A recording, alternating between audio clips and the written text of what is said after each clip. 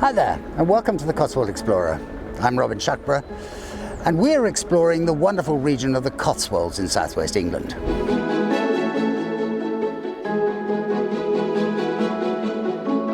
We've decided to revisit the centre of the region and find some hidden gems, places that are not quite so famous, but still just as beautiful.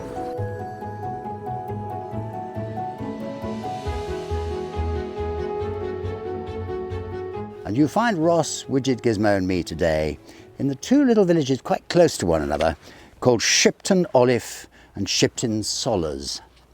Now behind me is the wonderful Church of St Oswald's, and we'll be looking at that in a minute.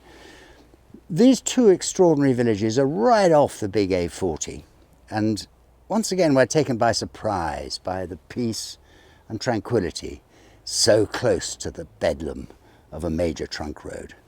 They're very beautiful, two wonderful churches to look at, and some glorious manor houses, which of course we will look at from a distance.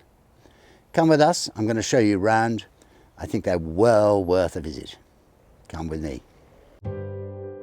I am of course completely aware that during our travels around the great villages and countryside of the Cotswolds, I am prone to repeating myself. I've lost count of the times I've said, well worth a visit, or use the words beautiful, wonderful, amazing, and so on.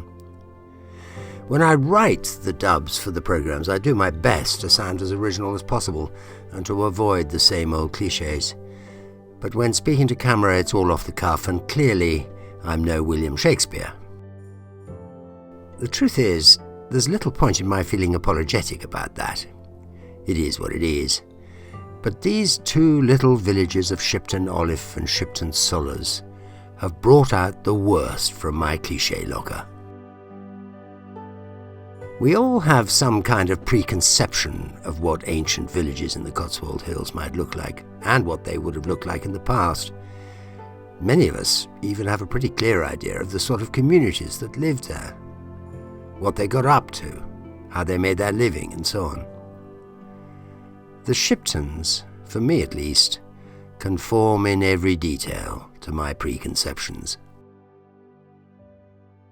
The villages sit at the side of a clear, shallow Cotswold stream which gushes from the rocks by the side of the road near South Farm and flows through the village on its way to the River Cole near Frogmill, of which more later.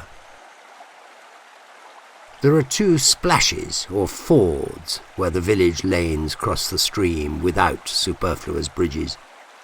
Only in exceptional times is the water too deep for vehicles to cross. One of these splashes is on B Lane, named after a local man, Farmer B, and the other lower in the valley at Kilham Lane. I can't deny it, I took childish pleasure in driving through these splashes in my lovely new car, and it was a joy to see several horse riders clopping and splashing through them during our visit. Just behind me, as you can see, this is typical of the Cotswolds, some beautiful horses. Morning. The streets, if such a word is appropriate, have changed little over the last century, as this early 20th century photograph of Church Lane in Shipton Oliffe illustrates. And the great manor houses remain splendid, grand, but still somehow inextricably linked to the landscape in which they sit.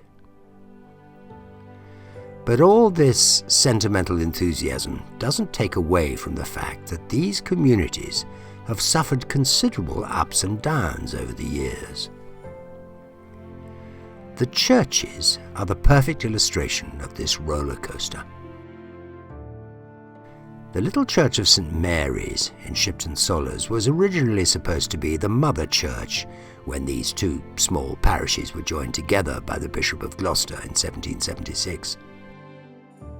However, the bishop's decision was out of date even by the time he made it, as Shipton Oliffe started to outgrow Shipton Sollars, and by the 19th century St Mary's was disused and pretty much derelict.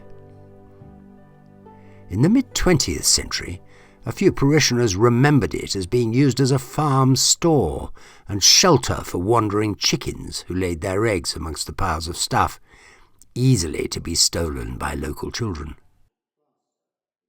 In 1884 it was restored to some kind of respectability, but once again fell into disrepair, until in 1930 the lord of the manor of the time, one Mr. E. Fieldhouse, decided fully to restore the church in memory of his parents, using the highly respected young architect William Ellery Anderson. He did a brilliant job. These days the little church is in the safe and capable hands of the Church's Conservation Trust, so please visit and leave a contribution in the box. Inside you will find some remarkable treasures, even more remarkable considering its checkered past.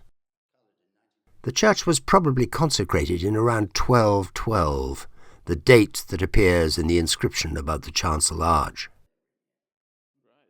There are several ancient examples of wall paintings, in particular a brilliantly preserved consecration cross next to the north window.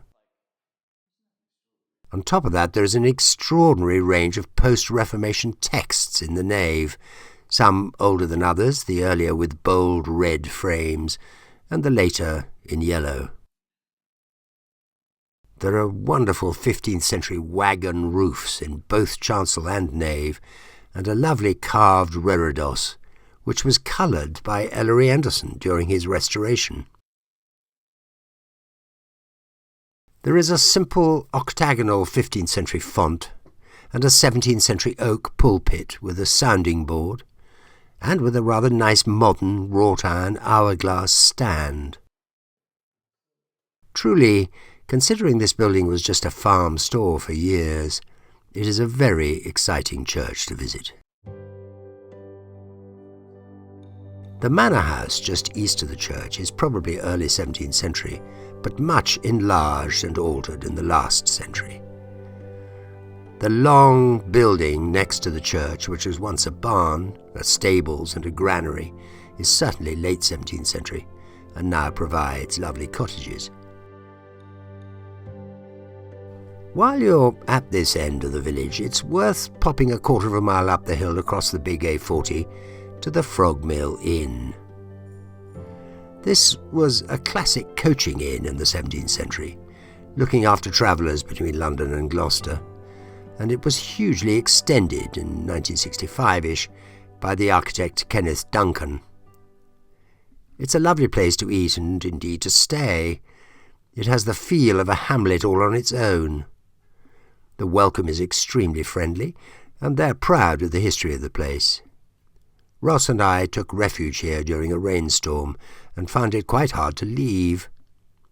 We're not really in the habit of promoting places, but we liked this hotel, bar, restaurant, whatever takes your fancy. No hesitation in recommending this one. And so, back into the valley, through Shipton Sollars, up to the larger of the two villages, Shipton Oliffe. Perhaps it's because of its slightly higher elevation that Oliffe was the more successful of the two settlements. Whatever the reason, however, there is no doubting the success of this lovely place. There's a real sense of community here, and the village has a lovely triangular village centre with one of its exciting splashes at one end. The steep valley sides, so familiar in the Cotswolds, gives it a three-dimensional feel, and standing on the main street you can look down on the manor house, getting a clear view of the lovely early 17th century building and its beautiful gardens, complete with a ha-ha. The church is dedicated to St. Oswald, an Anglo-Saxon king of Northumbria from 1633 to 1642, who introduced Celtic Christian missionaries to his kingdom. The most surprising thing about this church is its bell tower. It's 13th century with a pyramidical roof set apart from the body of the church.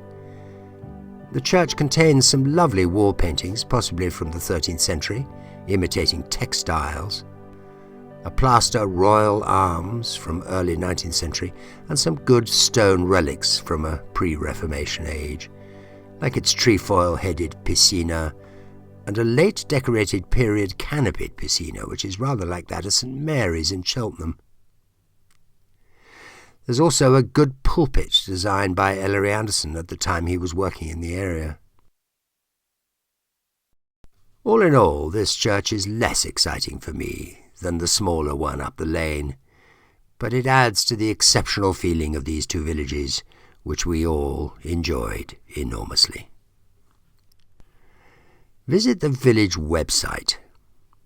It's on your screen now, where you'll find a great deal more information about these villages, and a link to an extremely good historical report to which I owe no inconsiderable debt for this piece. We've had a really nice time in these two little villages of Shipton, Sollars and Oliffe. Two lovely churches, lots of lovely village houses, and of course these two great manors. It's been fun, and I have to thank Lynn, who is a friend and neighbour of mine, who came here recently and took the trouble to send me a note suggesting we come here. I'm very glad we did. Don't forget to subscribe to the channel. You can find us on all the normal platforms, and follow us on Instagram at the Cotswold Explorer, as you can see on screen. We'll see you again soon, somewhere else in the Cotswolds.